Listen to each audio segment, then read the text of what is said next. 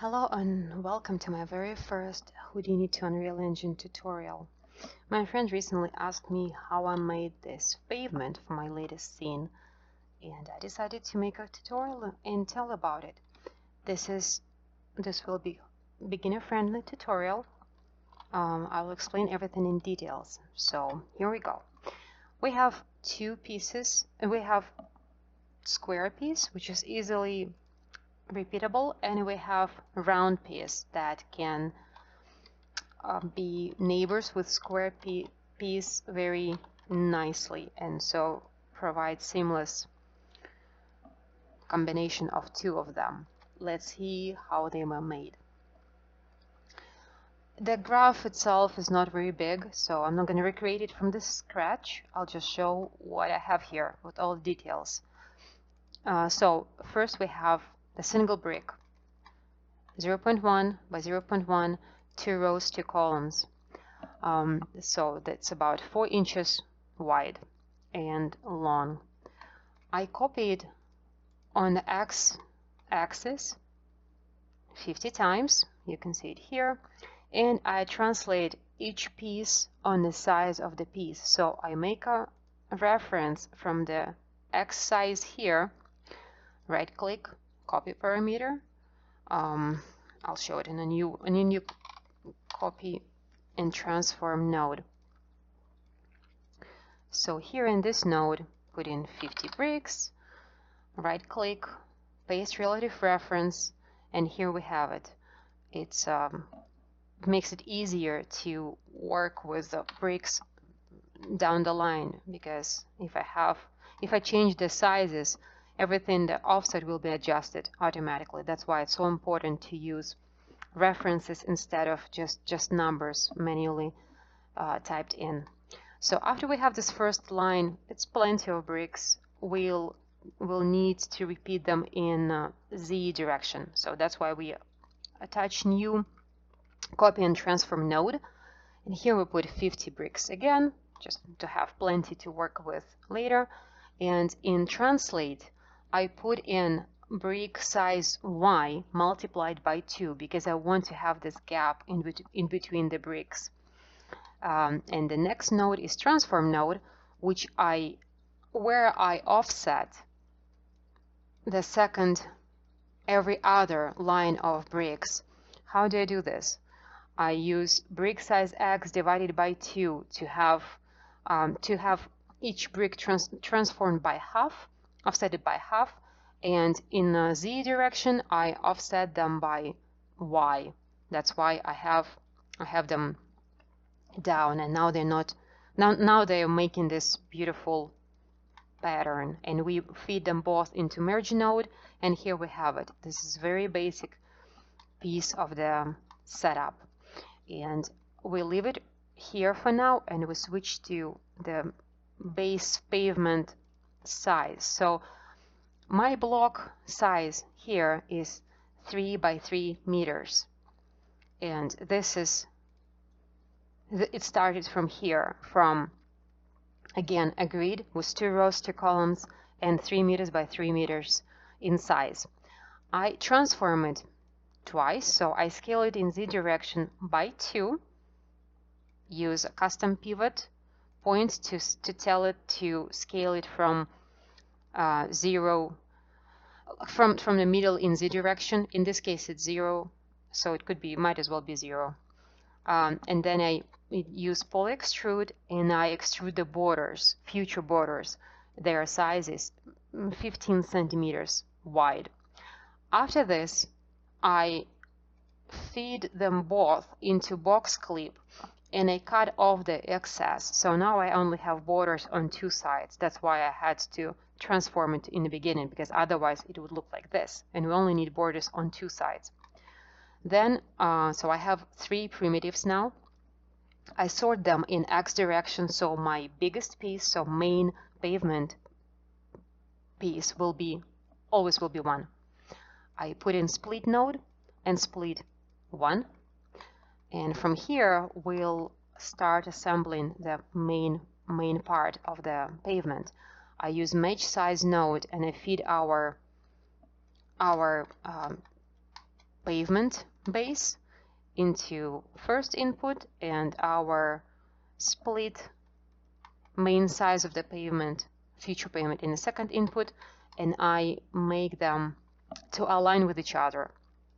So justify Z minimum, and in justify X I put in minimal, and I also offset it by half of the brick size. So I take a reference, as I did before, brick size X divided by 2 and put minus in, so it will offset a little bit to the left. So when we cut then the piece that we need, it will perfectly align with our pattern. And now in one line we will have 2 half bricks on the sides, and in every other line we will have full brick on the sides.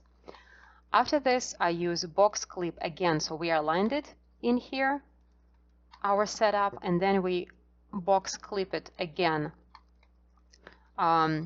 with our main node from split. Please also note that in both cases I untick minus y and plus y in box clip. So like this. I do this because otherwise it's just a plane and it doesn't cut nothing because we have 0 in height, and by doing this we just leave base default height, which is 1. After this we use Polyextrude node, and we put in a little gap between each brick, and I put in individual elements, and I also untick output size to have this little gap. After this I apply point jitter to make bricks a little bit not perfect squares, so very tiny scale, and I put 0 in y-axis because I don't want my points to move in y direction. I want them flat for now. And here I put in another Polyextrude, which I renamed to brick thickness, and it's 4 centimeters thick. I do not use output back, so they are empty on the other side. So this is our main thickness. Then I put in group node, and I select group type edges, name it bottom, and I enable include by edges and unshared edges, because I only want edges that do not have then are not connected in between with another polygon. So we only have this seam selected. Then I apply group expand node, and here I put in my base group bottom from here, and I rename it to UV split, which is self-explanatory, and it's expanded like 1 time, and so now we have our sides selected, and this is our future UV split for our unwrap node. And UV flatten node comes next. We put in seams, select UV split for our seam,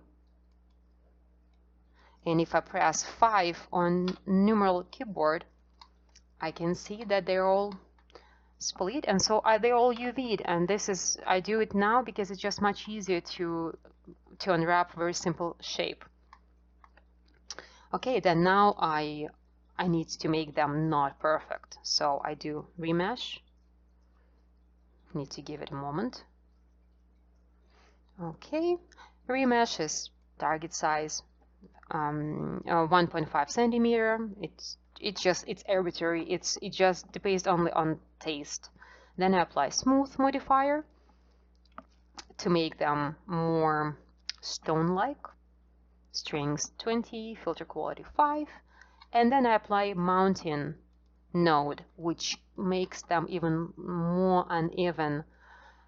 My settings here: 0 centered, amplitude 2 centimeters, noise type sparse convolution, but again it's only a question of taste. So at this moment, and what's good, we'll still have our UVs, which you can see here.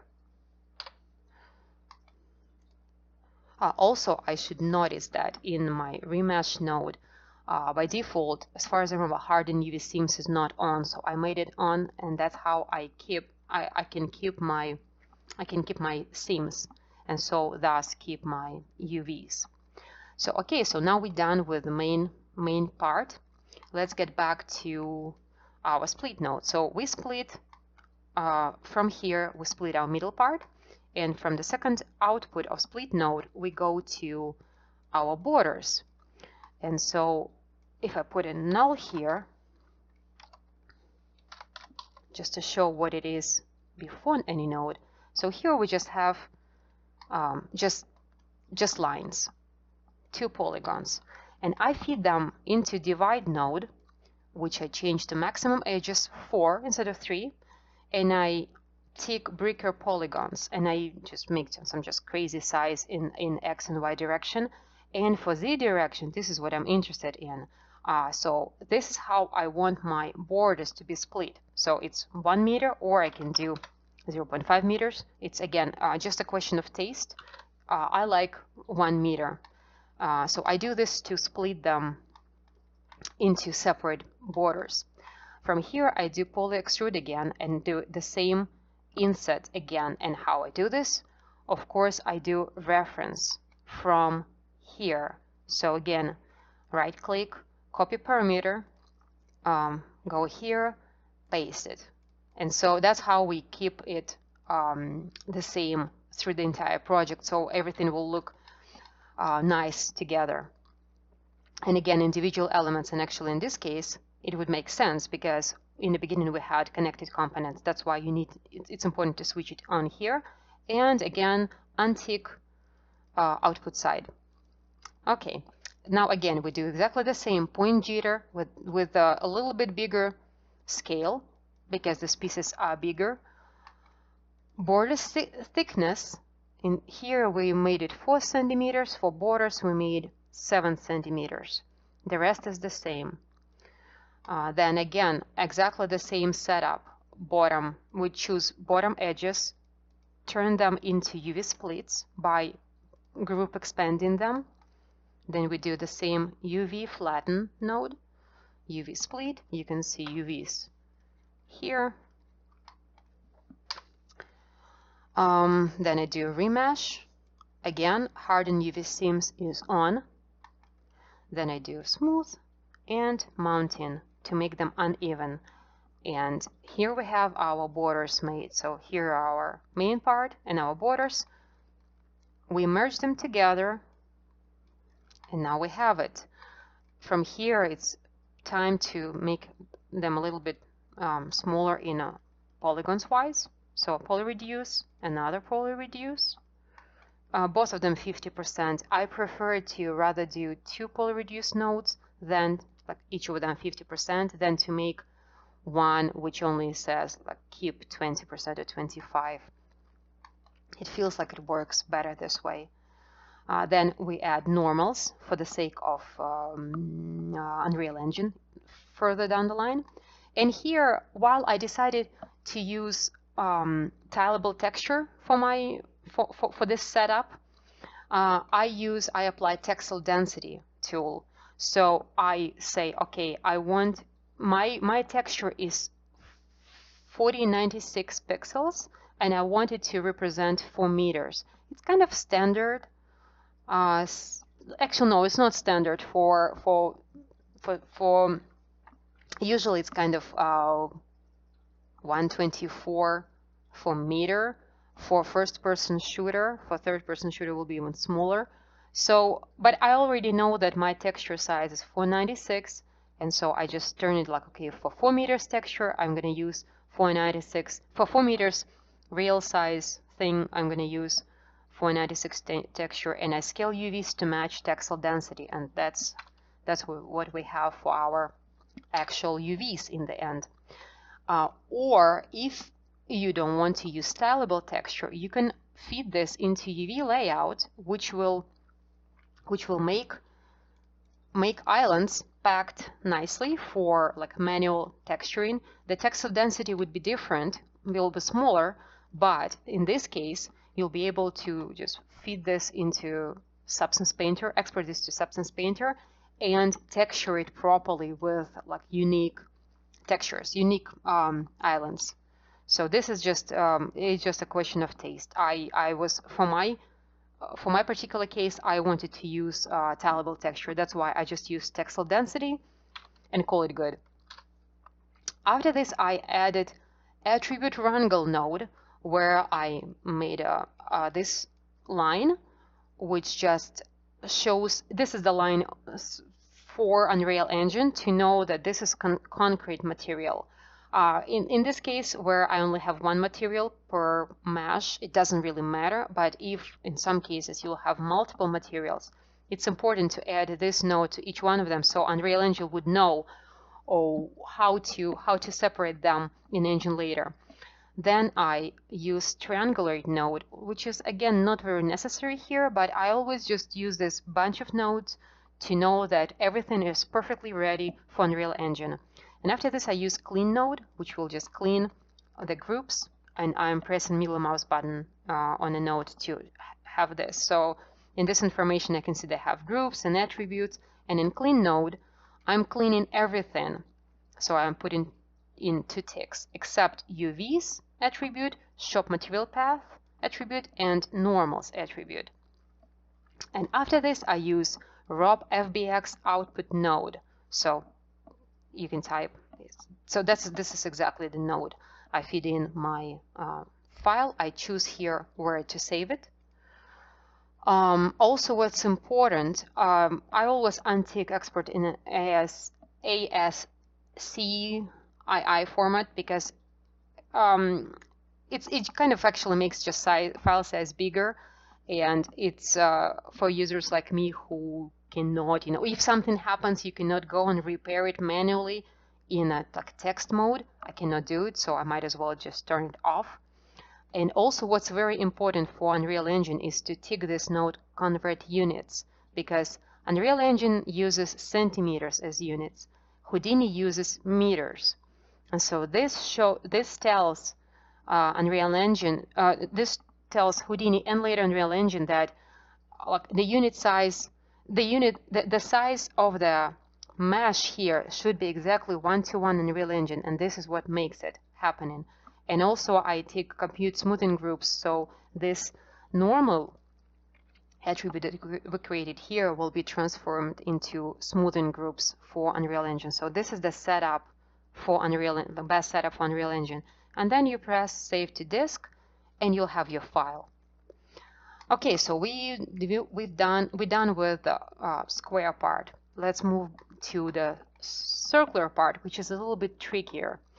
So here we start from circle node, and as you can see, in here I reference our brick size, again divided by 2 for this tiny little circle in the very beginning, which will be the base of our big circle.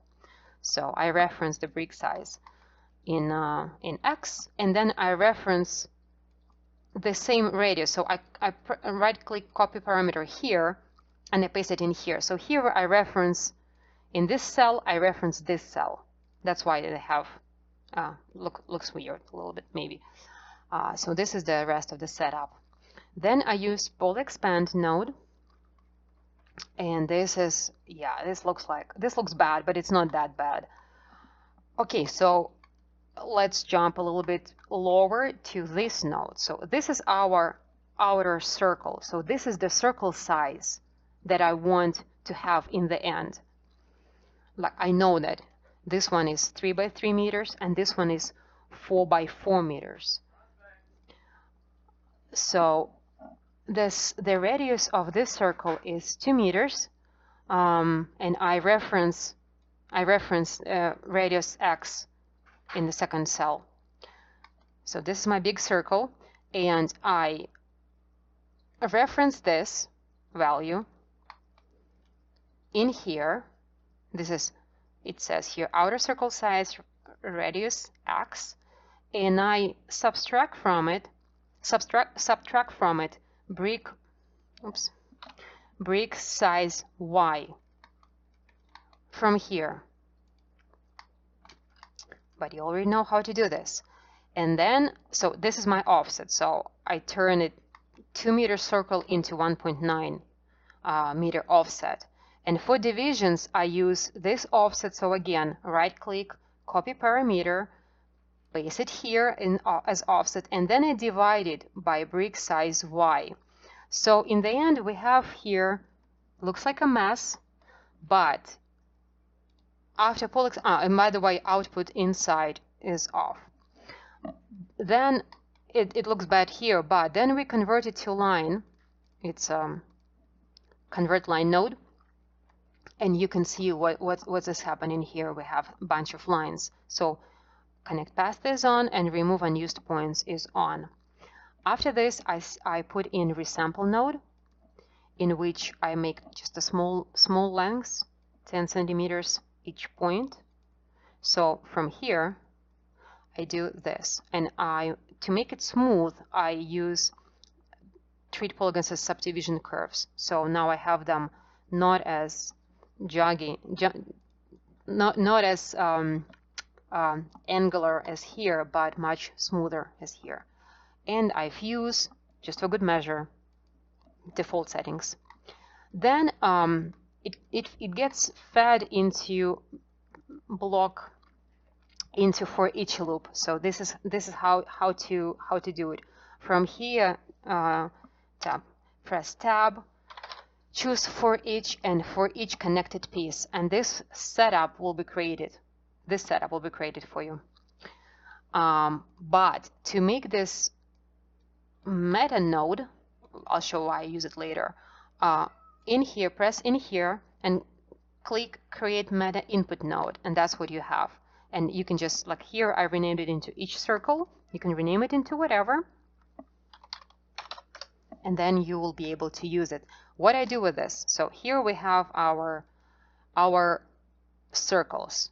I mean, here we have our lines, and now we need to copy our bricks on each line to make the circular pattern from our bricks. So in between these two nodes, I put in transform node. I do this so each circle will be rotated a little bit around the center to have a little offset. So in every circle, these bricks would not be aligned with each other.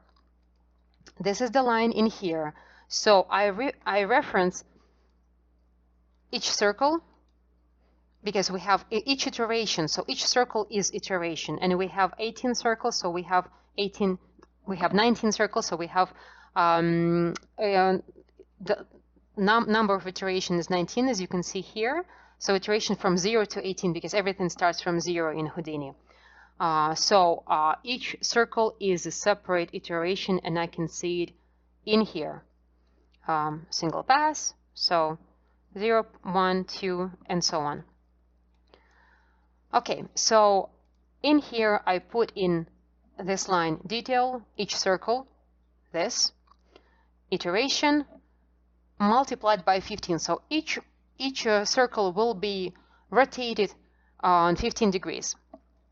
This is what this line does. And in this node, I put in, so this is chain node.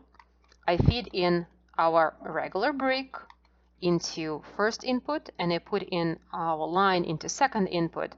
And here I have some settings. So for map lengths, we use curve lengths, but not the whole curve length. We use not 1, but 0.0009, and it will be significant when we have our very tiny inner circles. So these bricks will be still separated. That's why it's important to use like this. Also, I enable scale, and I scale them each brick a little bit, so you can see the difference here. So they will be a little bit separated from each other. And also in here in alignment, I use forward direction X, and in piece spacing, I use the same gap that I used in the very beginning here. So again, copy parameter, and in here paste a relative reference, and that's it for the chain. So in the end, after this for each loop, and so we do it for each one of those 19 lines. So in the end, we have these brick patterns. What is nice about it, about all this math, why I needed all this math, is that if we change the brick size to something like this it will calculate itself all the gaps and all the radii of the circles and everything like that. Or if I make it bigger, it's not as nice in the middle, but still the sizes are correct. Okay, let's move on. So now we have our circular shape ready. And it actually, what is good about it is actually fits into our initial 4 meter in diameter circle. So circle is ready. Now we need to do borders and other things. So let's look here. So here we have another match size node, which connects our initial pavement grid, because we need the widths of the grid. So we feed it into match size node and into what are we matching it with our big circle, because we need to make it long enough. And so that's what we do. Scale to fit in Z direction. That's the only thing we do. We do not move it, so we will use default settings here. We only scale it. And then we transform it, making it a little longer. Again, multiply by 2. Do Polyextrude, all the same as we did before. And then box clip with exactly the same settings. Uncheck both Ys. And now we have our longer pattern, which matches our big circle. Okay, with borders. So we doing the sort of our primitives again, like so, and split again as we did before, and we match. Here we take our regular big pattern that we created in the very beginning and feed it into this match size node, doing exactly the same. Again, putting in Z direction to aligning with minimum, and X direction, divide the size of the brick by 2 and minus, so it will be offset a little bit. So you can see the connection here. And then we do exactly the same, we box clip it. So now we have our pattern, which is the same size in Z direction as our circle. And we do exactly the same. We Polyextrude it to have a gap. Here are the settings. So it before point jitter. So this is our main bricks. In here, after we did split and we got our borders, we actually do it a little bit different. We put them into group primitives, enable base group, and call it border, because later we'll need to separate our borders from the main pieces. And we do again the same divide, and here I feed our border lengths from here. So again, I copy parameter from here and paste it in here, paste it relative reference. Again, Polyextrude to have a gap, again referenced, and point jitter to make them a little bit junkier. Okay, so now we merge them, and we have our pattern that is the same size in Z direction as our big circle. So of course, if we change our circle, if we decide to make this central circle bigger, this pattern will be bigger too. That's the point of all this things. And what we also, so let's leave it for the moment like this and get back to our big circle, because now we need to subtract our big circle from this pattern. So because we only need this regular pattern on the sides, and so we take our circle and feed it into transform node. What I do, I only move it down just a little bit, and then I do Polyextrude twice as much. Here I didn't even bother with relative references and everything, and I do output back. So now we have our big circle as the box, as the shape. And I did again for each node, so tab for each primitive. So this is simple. So that's what I did, and I decided to put in Boolean inside of for each node. So we take each brick and we boolean our circle from each brick. Why I do this? Because in some cases, when the points are very close to each other, if you just take boolean without for each loop, without separate brick, and just feed the whole thing into boolean and cut it out, so do this without for each loop. In some cases, it might merge vertices, points together, and the result is not good. So even if for each loop is heavier as operation, it's not like we're worrying about speed too much, but we worry about quality. So that's why this is the only reason why I use for each loop. So I have all my little pieces, and everything will be so each brick coming in will be the same brick, or it will be gone, or it will be the same brick no matter how small the pieces are, or no matter how close they are to each other. After this, I add node. You can see it's add node, and the only thing that I do here is remove unused points. So like this, it's pretty clean, looks pretty clean right now, but sometimes it's not as clean. So I guess I added this because I needed it. And then I delete the tiniest parts. So it's a delete small parts node. It's a labs node, so you can it doesn't go, as far as I remember, it doesn't come by default with Houdini, so you just need to go to their website and download those nodes. But they are free, you just need to install them. So, and I use a small threshold, so everything that is smaller in area than this will be deleted. And you can see we got this tiny corners deleted because realistically there are no bricks of this size. Okay, so here we have our little edges. Here we have our circle, which we feed. So we feed all this into this merge node. So we have edges, corners, we have our circle, which goes as a second input. Then here we have our borders. Let's look at them. Again, we'll start with our circle.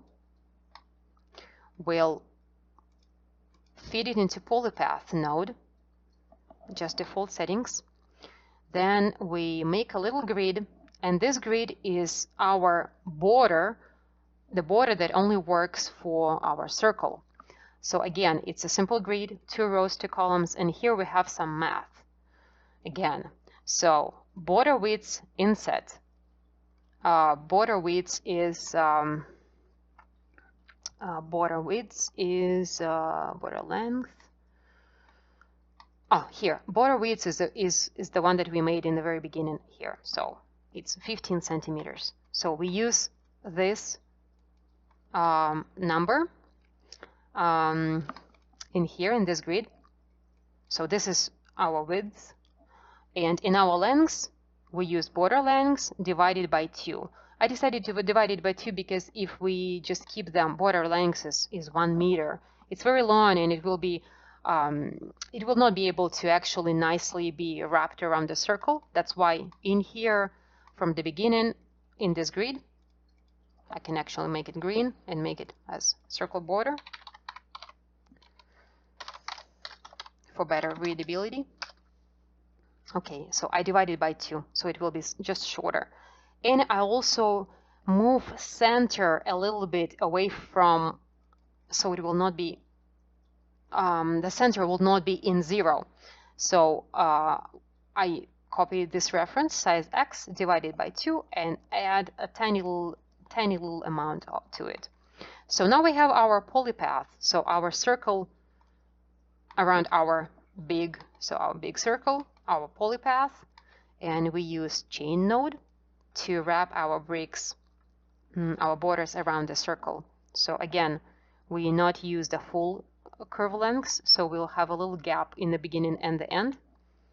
All their settings are the same, and we have unchecked center geometry on curve because we find out our own center, and the spacing is the same gap widths from before.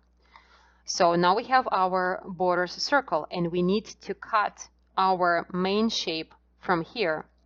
So what we do, we have our, so you can see the whole graph, we have our main big size of our circle adjusted to circle mesh.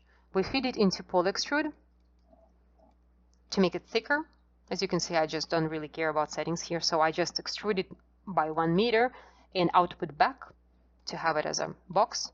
Then I transform it, so move it a little bit lower by 1/2 meter, and then I make it just a tiny little bit bigger. Again, I do poly extrude for the whole thing by our gap distance, and then we have our chain with our setup for the border, and we boolean from this chain, we boolean this big box with tiny gaps here too, so later it will not be glued together to our other borders. So that's what we did here. So boolean it out with subtract setting, and then again I do delete small parts, and I delete these tiny little triangles like this, and I add this to the group border. Again, just group, name border, and tick enable, and so that's how I have them all selected. So that's the third input in our merge node, and you can see that here we have our setup, and that's why we needed this last poly extrude. I guess we could do without it too, for some reason, but for some reason I added it. So well, the only thing that we need here is this little shape in the very center. And what I do is I add lab simple shape, and for radius I use my brick size Y reference for sides, or I can make more if I want. I use 4, and that's it. So now we have our merge node with everything ready for our extrusion. And again, here that's why we needed this border group, because here we split regular bricks from the border bricks, and from here it's super simple, just like we did before.